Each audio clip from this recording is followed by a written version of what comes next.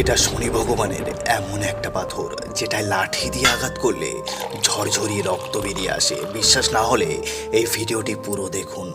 মহারাষ্ট্রের আহমেদনগরের শনি সিংনাপুর গ্রামে আজ থেকে ৩০০ বছর আগে সেখানের পানাসনালা নদীতে বিশাল বান আসে এবং সেখানে ১.৫ মিটারের একটা কালো পাথর উদ্ভব হয়। সেখানে লোক এটাকে স্পর্শ করলে বা লাঠি দিয়ে আঘাত করলে সেটি দিয়ে ঝরঝরিয়ে রক্ত বেরিয়ে আসে। আর সেই দিন রাতে শনি ভগবান সেই গ্রামের সবার স্বপ্নে দর্শন দিয়ে বলেন, এই শিলাটি আমার রূপের প্রতীক।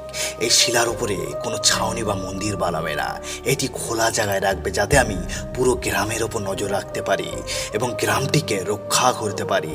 আপনি আজও গেলে দেখতে পাবেন পাথরটির উপরে কোনো মন্দির বানানো হয়নি। আর এখানে দূর দূর থেকে ভক্তরা আসেন যাদের মনোকামনা পূরণ হয়। আর সব থেকে বড় রহস্য, এখানের কোনো বাড়িতে দরজা লাগানো হয় না বা বাড়িতে তালাও লাগানো হয় না। এখানে ভারতের প্রথম এমন ব্যাংক আছে যেখানে কোনো তালা লাগানো হয় না, কেননা এখানের লোকের বিশ্বাস শনি ভগবান তাদের রক্ষা করবেন। জয় শনিদেব বলে চ্যানেলটি সাবস্ক্রাইব করে রাখুন।